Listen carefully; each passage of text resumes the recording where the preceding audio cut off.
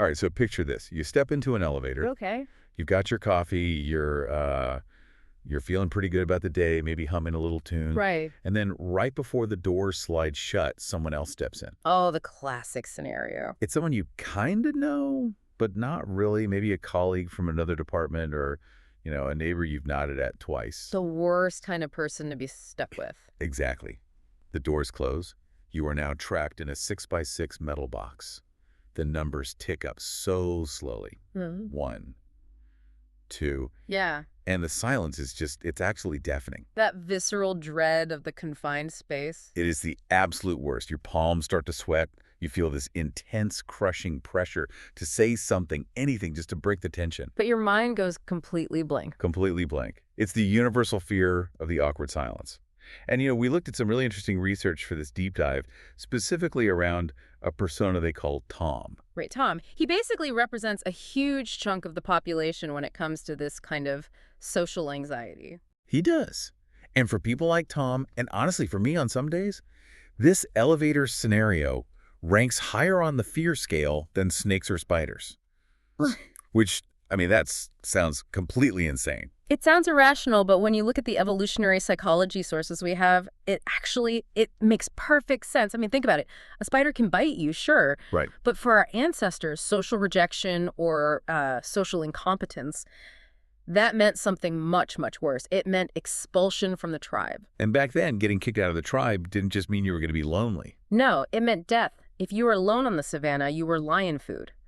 So that awkward silence, that feeling that you're failing socially, yeah, your brain is interpreting it as a life-threatening event. That's why you get the adrenaline spike, the sweaty palms. the whole fight or flight response. Mm-hmm. That explains so much. And usually, if we do manage to say something, it's the dreaded small talk, crazy weather we're having. How about that local sports team? And you hate yourself for it instantly. It feels so fake, like we're just robots exchanging pre-recorded lines. And that is exactly the problem we want to tackle today. There's this massive, pervasive myth that small talk is useless, superficial fluff. Yeah, that it's meaningless. We think that if we're not having some deep philosophical debate, the conversation has no value. So that's our mission for this deep dive. We're going to completely flip the script on small talk. We've got a stack of notes here. Articles on evolutionary biology, psychology, even scripts from social strategists. And we are going to debunk the myth that this stuff is fake. In fact, we're arguing the exact opposite. The core thesis from our sources is that small talk isn't about exchanging information at all. What is it then? It is the biological glue of society. The biological glue. I like that. So for you listening right now, whether you're prepping for a terrifying networking event or you just want to survive a dinner party without hiding in the bathroom, we have the toolkit. We're going to give you the psychological frameworks and the actual tactical scripts to kill that awkward silence for good. We're going to make you dangerous in an elevator. In a good way. So let's unpack this. We have to start with the biggest complaint, the one I hear all the time. The fakeness of it all. Why do we feel so stupid asking about the weather? Well, it feels stupid because you're looking at the conversation through the wrong lens. You're judging it based on the data being exchanged. And let's be honest, it's raining outside is zero value data. Right. We both have eyes. We both know it's raining. I'm not adding anything new. Exactly.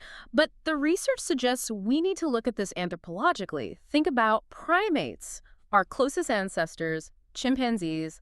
What do they do when they're just hanging out? They groom each other, pick bugs out of their fur. They groom for hours. Now, is that purely for hygiene? I'm guessing no. No, it's actually wildly inefficient for just hygiene. They do it to show trust. It's a bonding ritual. It lowers cortisol. It cements alliances. It says, I am close enough to touch you and I am not hurting you. Okay, I see where you're going, but I'm not about to start picking lint off my boss's jacket in the elevator. Please don't. That would be a very different meeting with HR. But human small talk is the cognitive equivalent of grooming. We don't pick bugs. We exchange what are called phatic expressions. Phatic. Okay, that's a term that came up in the notes. Break that down for us. Phatic communication is just language used for social purposes, not to convey information. How are you? Nice day. Crazy traffic. These aren't really questions demanding data. They're what you called safety signals. Exactly. When you engage in that pointless chatter, you are signaling to the other primate across from you. I am friendly. I am part of your tribe. I am not a threat. That's a really helpful reframe. So how about this heat? is literally the human version of, hey, let me get that flea off your shoulder. Precisely. It's about establishing rapport. The source material really highlights this word. Rapport isn't about deep intellectual connection. It's just a state of harmonious safety. So the goal isn't information, it's just non-aggression. It's acknowledgement. I see you. I acknowledge you. We are cool. I love that because it takes all the pressure off. If I'm in that elevator and I mention the rain, I'm not being boring. I'm just sending a ping, like a little submarine sonar. You're doing the work of the tribe. You're fulfilling a biological imperative. You're lowering the collective cortisol level in that elevator. Okay, so we know why we need to do it. It's grooming. Mm-hmm. But that doesn't solve the anxiety of how to do it, because even if I know it's grooming, I still freeze up. A lot of the dread comes from this feeling that we have to perform. Ah, the performance trap. This is huge in the literature we looked at. Yeah. We feel like we have to be the most interesting person in the room. We need to be funny, witty, have some crazy story about skydiving in Peru. We feel like we have to entertain. Which is exhausting and frankly impossible. We can't all be the most interesting person. If everyone's talking, no one is listening. It's paralyzing because most of us are just, regular people. I went to work, I came home, I ate some pasta. That's my story. This is where the research proposes a complete mindset shift. And it's a simple mantra, but it changes everything. You don't have to be interesting. You have to be interested. You don't have to be interesting. You have to be interested. Okay, but does that actually work, or is that just something we say to make boring people feel better? Oh, it works. And there's hard neuroscience to back it up. It all comes down to the psychology of reciprocity. Think about what happens in your brain when someone asks you about something you love. Okay. Let's say someone asks you about, I don't know, your garden or your fantasy football team. Oh, I light up. I can talk for 20 minutes straight. I feel great. Your brain literally lights up on an fMRI scan. We get a massive dopamine hit when we talk about ourselves and our passions.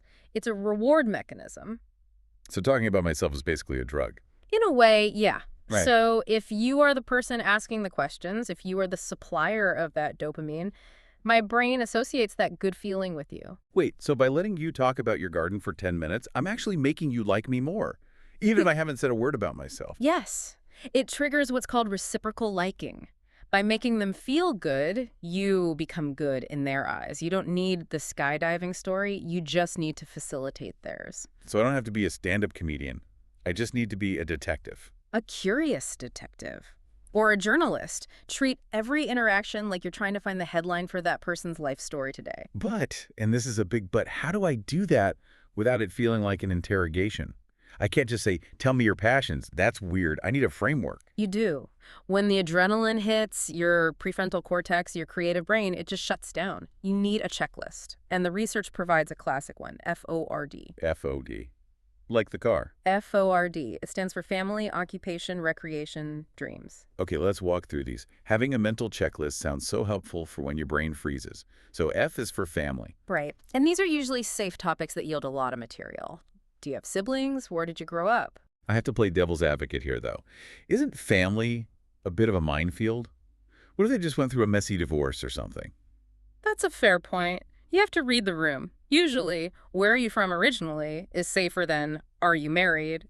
The idea isn't to pry, it's just to find common ground. If they give a short answer, you just move on. Okay, so you just pivot to the next letter, which brings us to O, occupation. The classic, what do you do for work? I feel like we lean on that one way too much, especially here in the U.S. That's true. It's very American-centric. But you can tweak it. Instead of what do you do, maybe try asking, what are you working on right now? Or what's keeping you busy these days? Oh, I like that. What are you working on? It lets them talk about a project or a hobby or even a home renovation. It doesn't have to be their job title. Exactly. It opens the door for passion, not just duty. Nice. Okay, R, recreation. This feels like where the good stuff is. This is the gold mine. This is where you find the spark. What do you do for fun? Seen any good movies lately? What do you do on the weekends? I find asking about TV or streaming is great here. Everyone is watching something. Right. And even if they say, no, I just read, boom, now you're talking about books. You've got a thread to pull. And finally, D, dreams. Now, come on. This one sounds a bit intense for an elevator ride. Right. What are your deepest dreams and fears? No, you absolutely do not start with that. You have to calibrate it. Think smaller. Dreams, in this context, just means future. Okay, that's way less scary. So it's things like, any big trips coming up, or what's a project you're excited to start next year? Ah, I see. So it's future-oriented. Optimistic. Exactly. It shows you care about where they're going, not just where they are. So family, occupation, recreation, dreams. If you're standing there panicking, just run through the F.O.R.D checklist. It's a safety net. You never have to wonder, what do I say next? Okay, but there is a trap here. I've definitely used these questions and just hit a brick wall. Let's role play this for a second. Let's say I see you at a party. I'm trying to use a F.O.R.D. I choose R for recreation. I say, hey, did you have a good weekend? Stop. C. Total dead end. The silence is back, and it's worse than before because now I've tried and failed. That was painful. But it's a perfect example of the one-word answer track. What did I do wrong? I asked about the weekend? You ask a closed question. A closed question is anything that can be answered with a yes, no, or a single word like good. So by phrasing it, did you? I gave you an easy out. You handed it to me on a silver platter. The cognitive load was on me to elaborate, and I just took the easy way out. So how do I force you to do the work? Give us the fix. How do I save that conversation? Instead of, do you have a good weekend? You try this. What was the highlight of your weekend? What's the highlight? Okay, I feel the difference immediately. You can't answer that with yes. It doesn't make sense. You have to search your memory, find a specific event, and describe it. Oh, we went to this new pizza place, or I finally fixed that shelf in the garage. It forces a story. And stories are the fuel of conversation. You're shifting the cognitive load to them, but in a way that invites them to shine. So it's all about the phrasing. How was work? Becomes, what's the most interesting thing you're working on right now? Or what's the best movie you've seen this year? Instead of, do you like movies? You are handing them the microphone and asking them to perform a little solo. Exactly. This is so tactical. Yeah. But I want to go back to the psychology for a minute. Yeah. Because even with F.O.R.D and open-ended questions, there's that underlying anxiety, that moment of silence. Yeah. It just feels like a judgment. Oh, the internal monologue. They think I'm boring. They think I'm weird. Is there spinach in my teeth? Yes. It feels like we are on a stage and everyone is just staring at us. Well, there's a name for that in the literature. It's literally called the spotlight effect. Okay, tell us about that. The spotlight effect is a psychological phenomenon where we wildly overestimate how much other people notice about us. We think there's a literal spotlight following us around, highlighting every mistake, every stutter. But we're the main character in a movie and everyone else is just the audience. Right. But here is the reality check from the source material, and it is brutally liberating. Nobody cares. Nobody cares. That sounds a little harsh. Not in a mean way, but everyone else is the main character of their own movie. There's a related idea, the illusion of transparency. We think our internal state, our anxiety, our racing heart is visible to everyone, but it's not. So while I'm panicking about me, they're busy panicking about them. Precisely. If there's an awkward silence, the other person isn't thinking, wow, this person is so awkward. They are thinking, oh God, I'm so awkward. Why can't I think of anything to say? We're all just distinct bubbles of anxiety bumping into each other. That's a great image. And it should be so comforting. The pressure is off.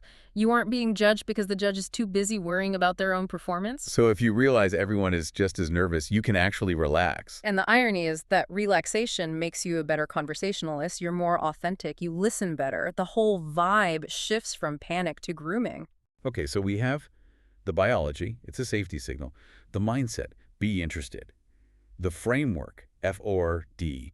The fix, open-ended questions. And the psychology, the spotlight effect.